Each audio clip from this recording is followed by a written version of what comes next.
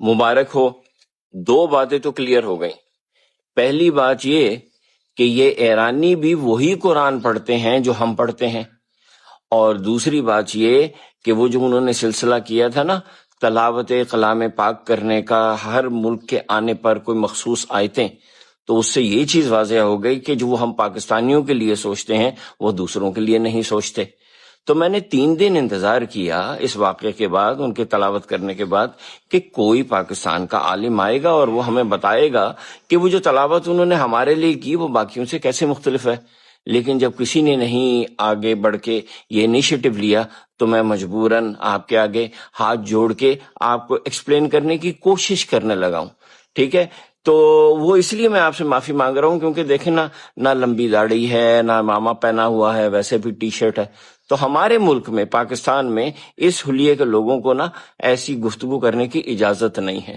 لیکن کوئی اور نہیں آیا تو پھر میری سن لیجئے. تو جناب اس میں جو انہوں نے تلاوت ہمارے لیے کی اور باقیوں میں ایک بڑا واضح فرق ہے.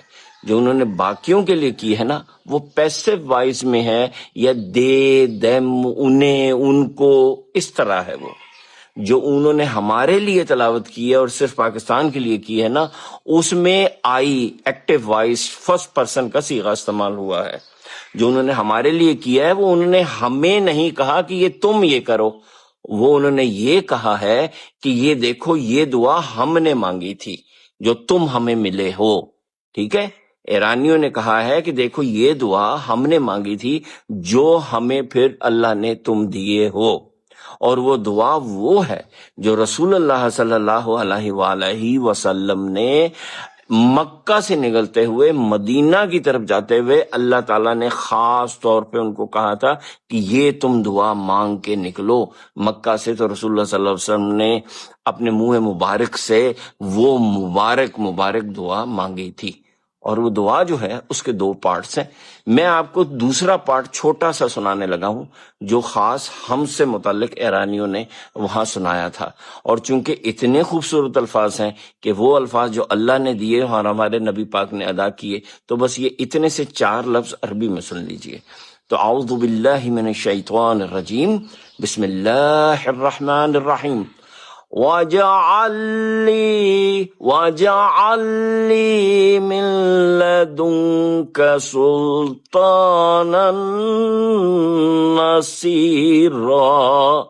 وَاجْعَل لِّي، رسول اللہ صلی اللہ علیہ وسلم کو جو کہا گیا، جو وہ کہا انہوں نے کہ جعل لی، میرے لیے بھیج، یہاں لا کے ٹھوک دے، کھڑا کر دے، ثابت کر دے، اسٹرانگلی فکس کر دے. جیسے بنیاد نہیں ڈلتی کانکریٹ کی کہ جس کو ہلا نہیں کوئی سکتا، جیسے کوئی پہاڑ ہوتا ہے اپنی جگہ فکس، تو وہ جعلی، لا میرے لیے یہاں کھڑا کر دے.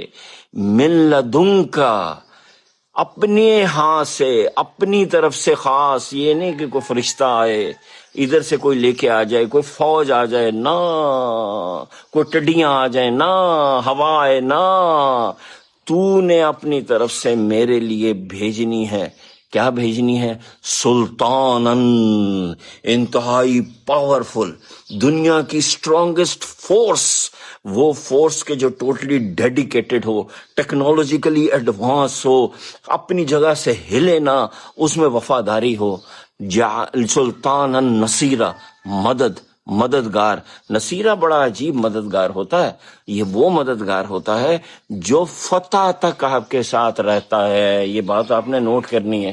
یہ وہ عام کوئی مددگار نہیں ہے کہ 2-4 منٹ رکا، اچھا جی اوہو اچھا دوپہر کا کھانا میں بھیج دوں گا، یہ لو میری طرف سے 100 روپے. نہ، آخر تک آپ کے ساتھ رہتا ہے. سلطان نصیرہ، وہ دنیا کی طاقتور ترین فورس جو فتح تک آپ کے ساتھ رہے. تو یہ ہے پس منظر کہ میرے لیے آسمان سے وہ طاقتور فورس لا کے یہاں نصب کر دے جو فتح تک میرے ساتھ ہو. اور رسول اللہ صلی اللہ علیہ وسلم کو اس دعا کے نتیجے میں کون ملا تھا؟